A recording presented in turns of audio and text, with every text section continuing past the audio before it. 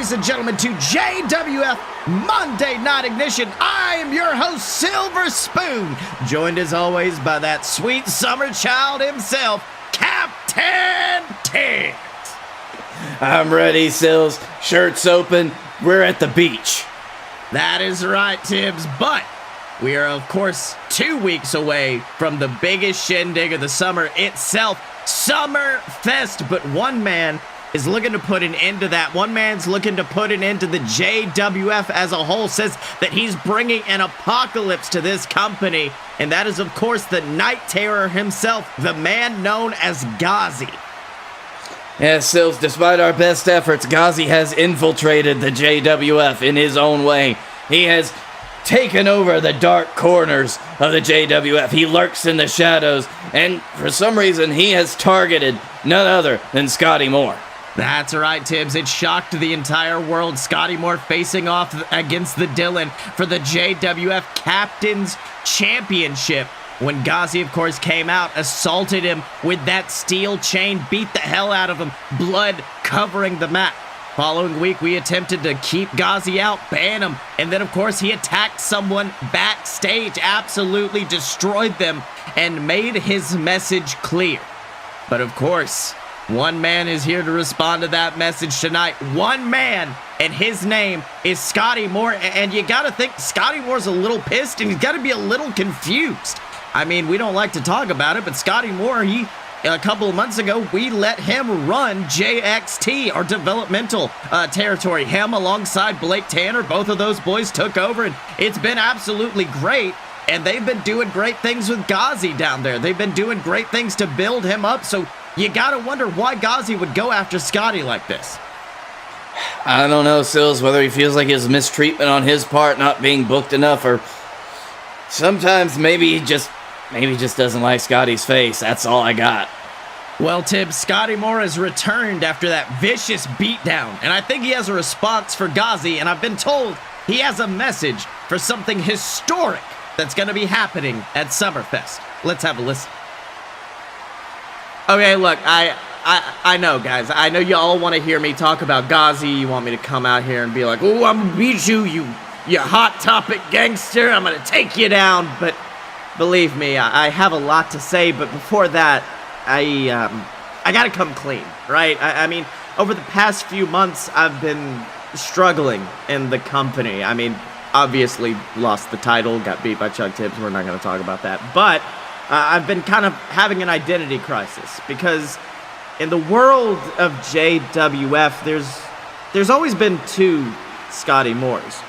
There's the Scottye Moore that comes out here every week, heals it up, really tries to get you to hate him, and then there's the Scottye Moore that's behind the revitalization of what I consider to be the best weekly wrestling show there is, and that's JXT. I'm the man who took our developmental territory, took these men who were ready to make an impact, and took them to the main event. And I went to Captain Tibbs earlier today, booker to booker, man to man, whatever you want to call it, and I looked him in the eye and I said that JXT has earned its spot at Summerfest.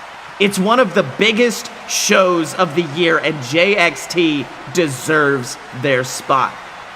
And Tibbs agreed, which is why I'm here to announce a new yearly tradition for Summerfest, the Developmental Rumble. 10 of my finest JXT superstars are going to come out, cross the battle lines into the JWF, and fight tooth and nail to try and claw their way into this company. And to me, it's a win-win. The JWF universe, you guys get introduced to the greatest talent that JXT has to offer, and one of my boys gets to come and prove themselves here in the land of the giants. And I'll be honest with you, a couple of weeks ago, Tibbs and I, we were talking about the details of this match. Would it happen? Would it not? And he asked me who my first pick for this match would be. Who would benefit most for being seen on the grand stage of Summerfest? And I said Ghazi. You see, Ghazi, he's never really gotten that chance to prove himself down in JXT. I mean, he's had a tag championship run. He's had a few fun rivalries, but he's never gotten to that place that I believed he could be in. There's so much more to him than he was showing. But I told Tibbs that boy would flourish on the main roster, and it appears that Ghazi decided to forego all of that and try to forge his own path. And you know something? I can respect that. I can respect a man who pulls himself up by his bootstraps and comes out and tries to make his name on his own.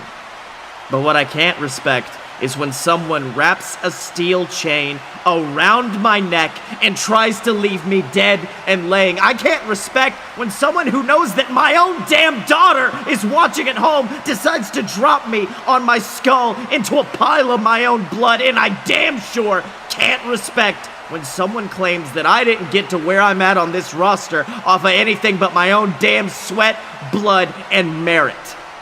So Ghazi, look, I'm not sure why you decided to make me your first target on your little journey here into the JWF. I don't know if you thought this was gonna how you make your name, or if you just wanted to go after the biggest dog in the yard, but know this. You say this whole thing is prepping for the apocalypse. You're bringing destruction down upon the JWF. Well, let me remind you of this. I've canceled the apocalypse before, and I damn sure can do it again. I've defeated gods, I've defeated demons, and I damn sure can defeat you. So at Summerfest, Ghazi, you picked your fight. You dug your grave, and in 2 weeks, I'm gonna make you lay in it. Well, Tibbs, it looks like we got 2 matches made for Summerfest. This developmental rumble where, of course, all of our JXT superstars coming out fighting for a JWF contract, but also we're going to be seeing Scottye versus Ghazi, and that is going to be an absolutely brutal match. You know what, Sills? Now that he mentioned it, I do remember helping him make that. This is something that happened on Tibbs' time. Tibbs' time sometimes gets lost, but that rumble idea, that is fantastic. That is right, Tibbs. And let me tell you something, this is absolutely shaping up to be a historic Summerfest match. We're going to see the finals of the King of the Steel City tournament. We're going to see those 2 matches just made by Scottye Moore. We're going to see the, I believe it was pronounced Extraordinary Quaternary, that epic fatal 4-way elimination tag match issued by the War Wizards. And also, we're going to see your boy, Chuck Tibbs, face off against the god of the JWF, Mamoa Curry. Mamoa Curry said that Chuck, during his title reign, he hasn't proven himself to Mamoa yet. And Chuck said, hey, if you want me to prove to myself to you, if you want to step up, I'll put you down. And I gotta say, I'm a little worried for the man known as Chuck Tibbs. Sills, I have to say I echo your sentiment there, especially with just Chuck against Mamoa Curry. I know personally what Mamoa Curry can do in the ring. Chuck has seen it many times, but he's never really felt it. He's never really felt it before, if you know what I mean, Sills, and I'm just hoping he continues on the path. That's all I can do for him. That's right, Tibbs, and we have actually sent one of our top interviewers backstage with Mamoa Curry to hear his response. I mean, Mamoa may not even want to accept this fight. So why don't we go hear what he's got to say? Let's have a listen. Hello everybody, Honey Pot Mick, Bunch of Crunch here, with the god of the JWF himself, Mamoa Curry. Now Mamoa, last week, the JWF champion Chuck Tibbs came out and made a match against you at Summerfest, saying that he was going to prove himself to you. How do you respond to his decision to create this match? Look, Chuck Tibbs is a great kid. I've stood by his side in matches, I've seen him go, and the kid's got wrestling in his blood. It comes naturally to him. And I know when I came out and said he didn't prove himself to me yet, that wasn't exactly the most popular decision with the JWF universe. I know a lot of people thought maybe I was just trying to get a rise out of the kid. Maybe I was trying to goad him into some sort of title match, but the only reason I told Chuck Tibbs that he hadn't proven himself to me is quite simply because he has not proven himself to me. So far, Chuck Tibbs has beaten one man and one man only, and that's Scottye Moore. and he beat him with only one method: attempted murder. Go back and watch the tapes. An eccentric force, Scottye Moore wasn't tapping out. Scottye Moore was living through everything Chuck had to throw at him in surviving. It wasn't until Scottye had more blood on the outside of his body than he had on the inside. It wasn't until Scottye Moore literally couldn't keep going without dying. It wasn't until then that Chuck could get the victory. Back at Cash in the Bag, Scottye Moore was surviving, and Chuck had to pull out one of the most dangerous moves in wrestling, a move we have only used in apocalyptic situations in the past, the Trinity Bomb, to defeat him. The sheer fact of the matter has been this: Chuck Tibbs has never beat Scottye Moore in a wrestling match. Chuck Tibbs has just left Scottye Moore with the option of getting pinned or dying. And Scotty's a lot of things, but he ain't dumb. He knows he can always get another title shot when he needs it. He knows his career isn't worth that belt. His life isn't worth that belt.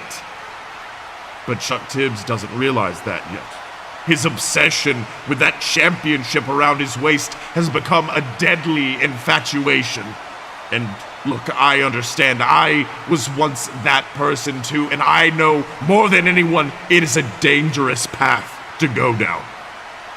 Which is why, at Summerfest, I accept Chuck Tibbs' challenge.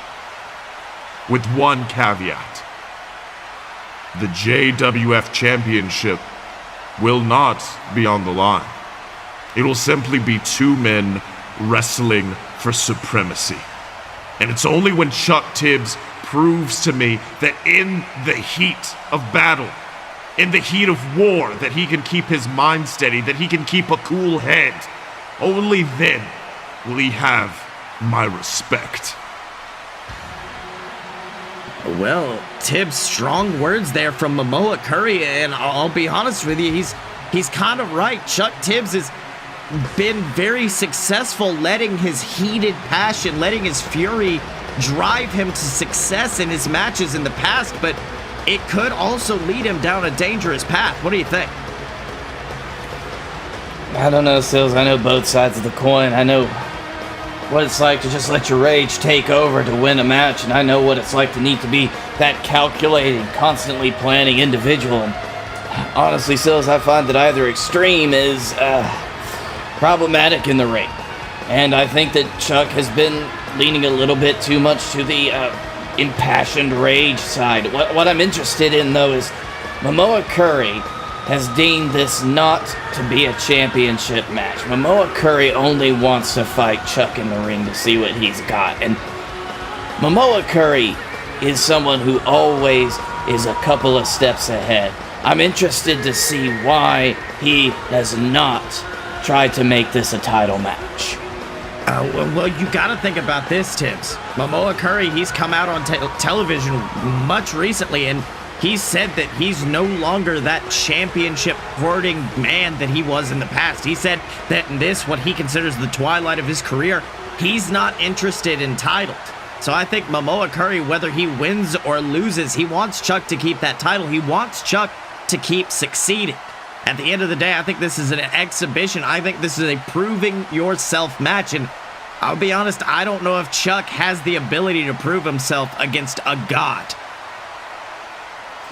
We'll have to see, Sills. All I know is Mamoa Curry wants Chuck to prove himself. That's right, Tibbs. But another match where a lot of teams are getting the opportunity to prove themselves is, of course, the Extraordinary Quaternary, which is going to be happening at Summerfest. 4 teams enter the ring, each one eliminated one by one until only one team stands tall, and that team will be the JWF Tag Team Champions. Of course, the War Wizards issued an open challenge last week saying any JWF, JXT, whoever tag team wanted to come in and answer that challenge, they would be more than happy than to welcome them into the Extraordinary Quaternary. And it looks like we've got our first entrant in our ring right now, the man known as Lawrence Whitney and his associates, Titan and the Blockbusters, 2 men who are certainly no strangers to the War Wizards. Absolutely, Sills. If the Blockbusters enter this match, it is If they enter this extraordinary Sills, we gotta come up with a different name for that. That is just a mouthful. The Blockbusters would be a great addition to that match. Well, let's hear what Lawrence Whitney has to say. So, once again, my former clients, the War Wizards, have decidedly dug their own graves. And look, I will say, boys, it's astounded me so far how hastily you managed to climb out of that 6-foot deep hole that you constantly find yourself in, but I hope you realize that at Summerfest, there's no more escaping. There's no more climbing out. You've not only dug the graves, but you've began to bury the dirt over yourself. There's no escaping at this point because, yes, 4 teams may be walking in that day. 4 teams may be readying themselves to face off in the first ever Extraordinary Quaternary. Terrible name, by the way. But only 1 team is going to be walking out with your tag titles over their shoulders, and they are these men standing right next to me. These men are 2 of the most dominant forces in JWF history. These men are the Bone Crusher and the Titan.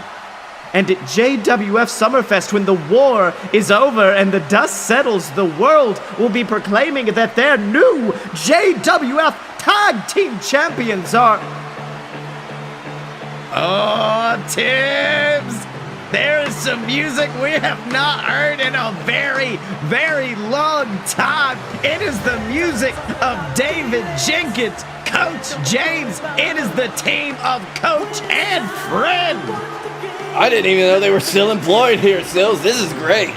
That's right, and they are coming out to the ring, and they are staring down the Blockbusters. You gotta think, these men, they've won those titles back for a long time. We know they had some success in the 90s, early 2000s, but they've never managed to get that success back other than maybe a brief rivalry with the BS a couple of years ago after Summerfest, after WrestlePalooza, but now they are back, and it looks like they've got a message for the Blockbusters. So why don't we go down and hear what old David Honey Mustard Jenkins has to say. Hey, fuck you, actually. No, look, I'm sorry, I don't mean to be vulgar, but look, you 2 have had numerous chances to beat him, and from what I've seen, you ain't done shit. I mean, I'm trying to be honest, I'm trying not to be vulgar, I'm going to church Sunday. But you done all your cool power moves, you even broken one of their damn hands, and despite all of it, you still stand in that ring with nothing to show for it. So it seems to me that if you want to make a bold prediction for Summerfest, the most bold prediction is going to be that the Blockbusters' name will be announced after you become the first team eliminated from the match. And look, we might be biased and all because you guys happened to kick us out of JXT last November and we almost died on the streets. But look, to us, we're going to let bygones be bygones. And I hope you expect a fully unbiased ass-kicking to await you when we step in the ring at Summerfest because, ladies and gentlemen, Coach and Friend are back and we're entering the Extraordinary Quaternary. Whoa!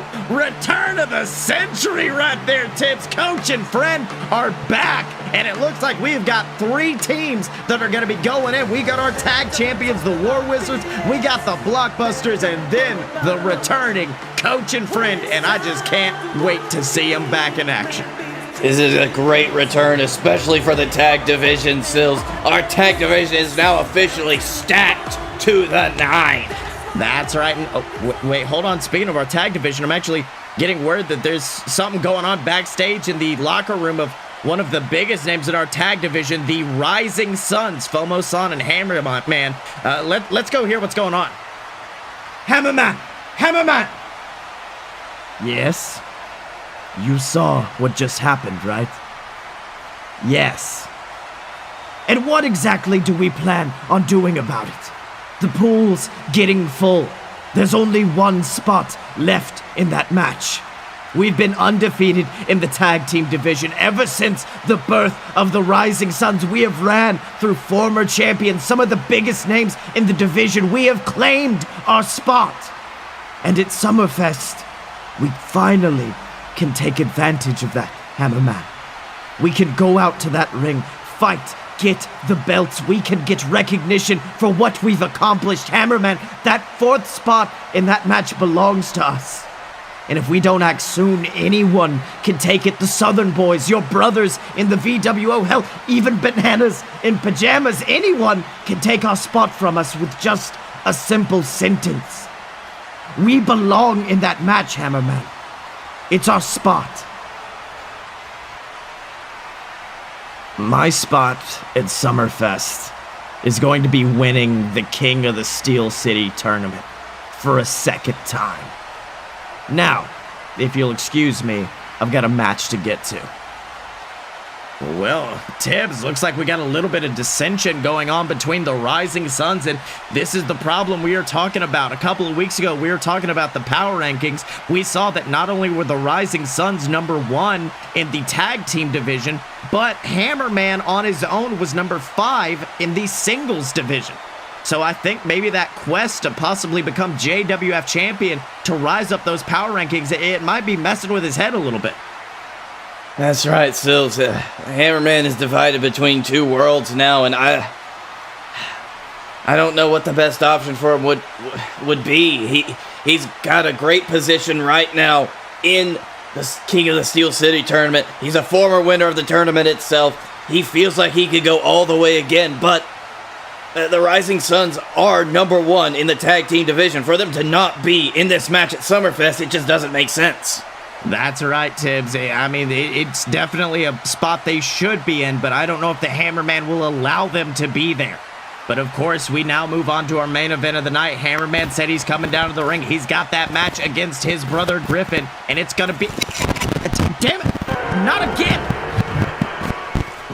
Hulcher, you've continued to avoid me. You've continued to try and stay away from me, and that's smart. You always were a smart student. I told you to never face a fight that you couldn't win, and you know that you can't win against me. You're powerless, weak, pathetic. And when Summerfest rolls around, I'll be in that ring, and I guarantee you that you won't come out. You'll run away like you always have, because you're a coward, Hulcher, a failure. Danny fucking Roanoke. We should just disappear off the face of the damn earth. Can we not? Wait, hold on. Tibbs, look up on the Tron. Look backstage. It's outside of our production truck, and Hollywood Hulcher is there, and he has got a bat in hand, and he is busted in. And look there, Danny Roanoke broke into our production truck, and Hollywood Hulcher is ready to bring some justice, just tossing him out onto the concrete and levels him with that bat before just dropping down, sending massive punches into the head. Hollywood Hulcher is snapped. Damn, Sills. I don't know if we can have an assault on our hands. We need to keep this in the ring. Well, Tibbs, he broke... You know what, Tibbs? This is what we call self-defense. That man was on our property illegally. And Hollywood Hulcher just happened to have a bat and secure our property. Damn, it wins. That's right, Tibbs. And look at him picking him up before... sending Roanoke head first into the wall. That metal sheeting on the outside of the production truck. You can see a little dent from Danny's head. And look at that security coming out, dragging Hulcher away. But breaks free and just hits a massive elbow straight to Danny's skull. But security once again still having to drag him away. Danny Roanoke laying prone down on the ground. Absolutely brutal. And I'll be honest, Danny Roanoke said at Summerfest he's going to come out to the ring and Hollywood Hulcher won't be there. I think Hollywood's more than ready to show up. Yeah, Sills, doesn't look like Hollywood was avoiding him at all. That's right, but now we move on to our main event of the night. Brother versus brother. Griffin Clouds versus the Hammerman. And we talked about it last week. The history between these two is palpable. Hell, Griffin actually unmasked the Hammerman at one point. That's right, Sills. Dark day for us all. That's right. Now that bell goes ring. Both men locking up in the center of the ring. Both men jockeying for position. And once again, you got to think Griffin's kind of fighting from underneath. He's the youngest brother. He's also the weakest of the VWO. You got to think the Hammerman's going to be trying to use that strength advantage. Exactly, Sills. Just like last week against Griffin and Justin. Justin Clouds had the obvious strength advantage, but Griffin was able to weasel his way out. He was able to get technical on Justin. He was able to use his technical ability to lock Justin into that hold and take him down. That's right, that Koji clutch maneuver that he's now referring to as the Yahoo special resulted in a tap out from his brother. Oh, but wait a minute, look at this Hammerman backing Griffin up into the ropes, shooting him off. Leapfrogs over before dropping down and went for a lariat, but Griffin ducks it for a beautiful backbreaker into a neckbreaker combo. Tries to follow it up with a leg drop, but instead Hammerman ducks, rolls him up. 1, 2, Griffin reverses into a roll-up of his own. 1, 2, Hammerman reverses. 1, 2, kick out. Both men standing off. And let me tell you something, these men have been fighting so long, they know each other's moveset so well, Tibbs. That's right, Sills. They were brought up together, trained together. They're brothers. They ate together. That's right. Now Hammerman tossing Griffin into the corner, maybe trying for something big, going for the haluva kick, but no! Griffin ducks it, and oh my God!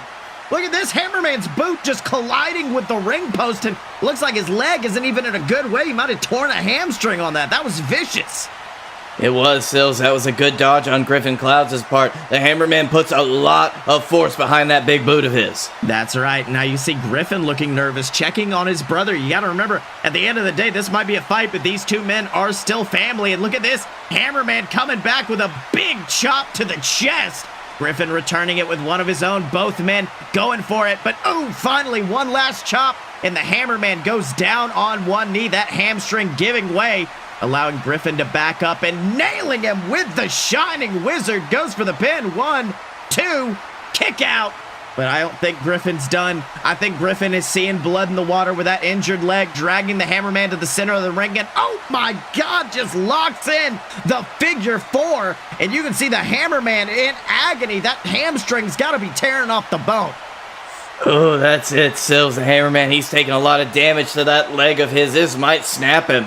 That's right. You see Hammerman reaching for the ropes. There are none to be found. Griffin knew you had to drag him to the center of the ring, keep him away from the ropes, but oh, look at this. The Hammerman, he studied the tapes. He knows. He's turning it over. He's turning it over. He's reversing the pressure, and now Griffin Clouds' legs are getting worked over, and he's forced to release that figure 4 leg lock. But now, I mean, at the end of the day, I think the damage might be done. Hammerman is a one-legged man right now. That's right, Sills. Everything that he does is based on the power of his legs. If he doesn't have that, then he's completely hobbled. That's right. I mean, he has become the proverbial one-legged man in an ass-kicking contest. And we know how that turns out for the one-legged man. He knows he's going to have to adapt at this point. Tries to whip Griffin into the corner, goes for a big splash, and nails it. But he knows, he looks up, you can see him, he was about to go for the hammer leg drop, but he was afraid that leg was going to go out. He considered the hammer boot. All of his offensive maneuvers are based around the legs, and then, oh, Tibbs, the ultimate show of disrespect. Hammerman instead calling for the under vapor, that tombstone pile driver maneuver, and he has flipped his brother upside down and drops him straight onto the skull. Oh, Hammerman falls into the pin with Tibbs. Oh, Sills, that's the music of the Wild-Eyed Southern Boys. What the hell are the Wild-Eyed Southern Boys doing here? You can see even Hammerman staring down at him on the stage. I don't know what the hell these two men are thinking. Oh, I'm sorry, everybody. Were we interrupting something? We didn't mean to. It's just, we got ourselves a little announcement. Oh, Tibbs, Hammerman is going towards the rope, looking visibly upset. Looking at Griffin, looking at the Southern Boys. You can see Hammerman's not sure. Should he complete the pin? Should he go after the Southern Boys? Oh, I don't know, Sills. Here it is. This is the ultimate. He is between that rock and a hard place. Tag team singles competitor. This is the moment, Hammerman. They're forcing your hand. You see, in just a few short weeks, ladies and gentlemen, we've been informed that apparently the greatest event in JWF tag team history is going down. I don't happen to know how to pronounce the name, but I've been told it involves the word extra. And you know something, it can't happen without the wild-eyed Southern Boys. History will not be made in this company without our permission, and that's why we'd like to... Oh my God, Tibbs! From out of nowhere, FOMO-san, the tag team partner of the Hammerman, drops Sam Adams with that rising sun suplex, but no, immediately gets taken down by Houston Longhorn, who has just beaten the living hell out of FOMO-san. This is vicious. Oh, Sills, that's not where you want to see your tag team partner. Oh, the Hammerman, he looks distressed. He doesn't know what he's gonna do. That's right, looking at Griffin, looking back at the wild-eyed Southern Boys. Hammerman, finally shrugs and he says he's done. He leaves the ring and he rushes up, going after the wild-eyed Southern Boys, but you can see the damage has been done. The Southern Boys running towards the back. And FOMO-san goes to check on his tag team partner as our referee at a count of 5. And at this point, you can see Hammerman looking back to the ring, looking back at FOMO-san. And I'll be honest, I don't know. I think the Hammerman's still contemplating going to break that count. He might, Sills. This is still... You gotta make your decision, kid. Come on. Use that hammer strength. Oh, Tibbs, it looks like Hammerman has. He reaches down, grabs that microphone. What's Hammerman got to say? Griffin, you better win this crown, you son of a bitch. Me and FOMO got ourselves a tag team championship to win because the Rising Suns are the last team in the Extraordinary Quaternary. Tibbs, just like that, we now have a full match made. We're gonna see coach and friend, the Blockbusters, the Rising Suns, and of course, our tag team champions face off in that epic battle. But we also have the first finalist in the King of the Steel City tournament, Griffin Clouds. But you gotta think I'd be a little bit nervous if I were Griffin. I mean, he got on to the finals, but you gotta think he didn't get the victory as honestly as he would have liked to. No, Sills, this was a hard-fought match between the Hammerman and Griffin Clouds. Both of them looked like they were giving it their all. I feel like Griffin would have felt better if he'd gotten the win legitimately, but no, it looks like the Wild-Eyed Southern Boys and then the Rising Suns had different plans because we got a full quaternary tonight. Sure, I don't think that's even how we pronounce it, Tibbs. Like, I think it's an impronounceable word. Like, you can just Quattro for Loco, Sills. It's Summerfest. The Quattro Formaggio match happening at Summerfest. But we also need to find out who's going to be facing Griffin Clouds at Summerfest for that King of the Steel City crown, which is why next week Funky Flossie is going to be taking on Guy Fieri in the semi-final match. And Tibbs, let me tell you something. Guy Fieri, he's been dominant in the past, but Funky Flossie, he's back. He's got that new Phoenix splash under his belt. I think it might be Funky's time. I hope so, Sills. This might be a time where we see the new conquering the old, as it were. Guy Fieri has a long-standing history with the King of the Steel City tournament. We've got so much new blood in the tournament this year. Who knows? That's right. In addition to this, Scottye Moore has actually spoken to us, and he said that the ban on Ghazi and this company needed to be lifted. He said next week he is issuing an open invite to Ghazi to come here to JWF Ignition, and I'll be honest, that might be the dumbest thing Scottye Moore has ever done in his entire career. After what Ghazi has already put Scottye Moore through, I don't know. He's got to have a plan or something if he wants to face that maniac again. That's right, and finally, we're going to see the return of the JWF Captain's Champion, the Dylan, the man who we have not seen since Ghazi interfered in Scottye in his match. So we haven't seen the Dylan since Scottye nearly beat him for his title, and I'm sure the Dylan has a lot of opinions about that we're going to hear next week. And we will hear them with style, Sills. Hear them with style? Is that a thing? I don't know, but whatever the Dylan does, he does it with a certain style. I mean, he's an asshole, but he does it good. That's right. But until then, remember to support us by donating to our Patreon. Patreon.com/loadofbs gives you access to exclusive content like older episodes of JWF Monday Night War. Back in the younger days. Back when Mamoa Curry wasn't even around. Back when the BS were still together. A lot of great stuff waiting on you at patreon.com/loadofbs. Make sure to check it out. Check out our merch store at merch.loadofpurebs where you can get shirts from a lot of our great competitors here in the JWF. And you could get a poster with my face on it. That's right, but until next time, he's been Captain Tibbs. I've been Silver Spoon. This has been JWF Monday Night Ignition, and we will see you next time.